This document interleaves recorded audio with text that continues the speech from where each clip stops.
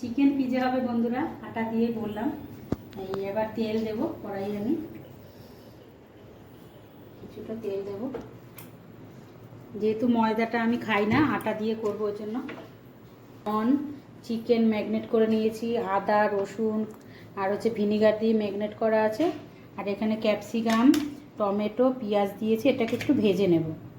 আর এখানে আটাটা আমি করে রেখেছি, আমি এবার একটু ভেজে নেব একে একে করে।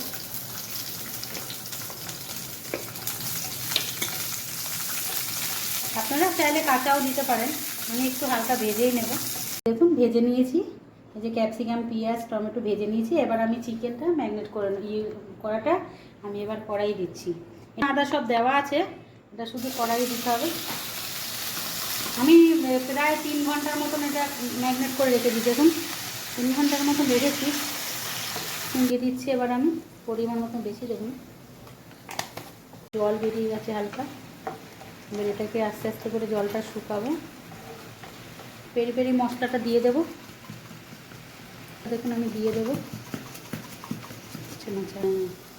দেখুন অরিগানোটা দিয়েছি, এবার অরিগানোটা দেবো। আমি এটা ঢেলে রেখেছি, এই যে আর একটু দেবো।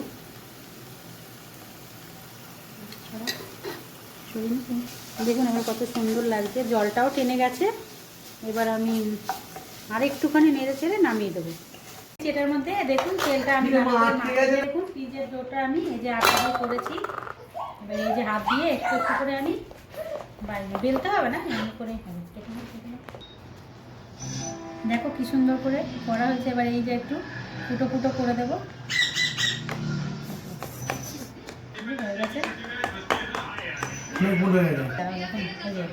সসটা দিয়ে দিচ্ছি আমি, পিজা সসটা দিয়ে দেবো। ঠিক আছে, যে সসটা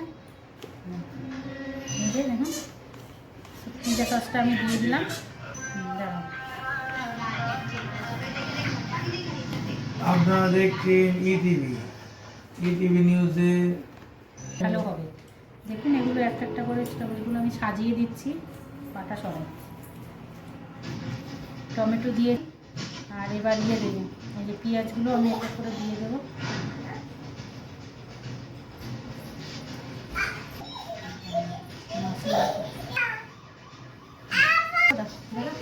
এবার কর্নগুলো আমি এক এক করে দিয়ে দিচ্ছি। কর্নটা দিলে খেতে টেস্টটা অন্যরকম হয়,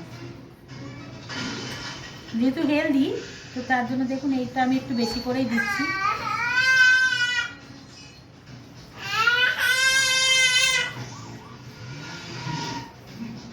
বেশ দেখতেও ভালো লাগবে, খেতেও টেস্ট হবে। এবারে এই যে পেঁয়াজ, আমি চিকেনটা দিয়ে দিচ্ছি। দেখুন চিকেন যে রেডি করা ছিল, এবার পাকা পাকা করে আমি চিকেনটা দিয়ে দেবো।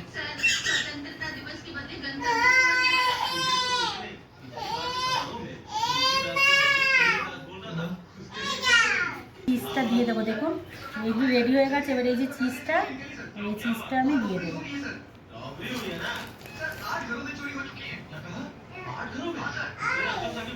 এবার একটু দেখাও, পিজাটা দেখতে কত সুন্দর হয়েছে এরকম।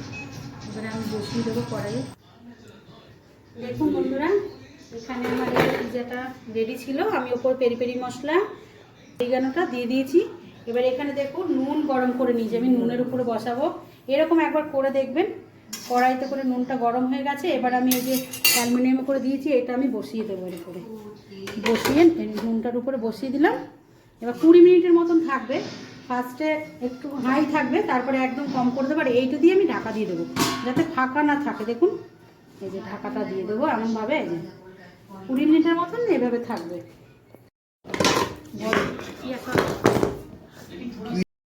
দেখুন হয়ে গেছে।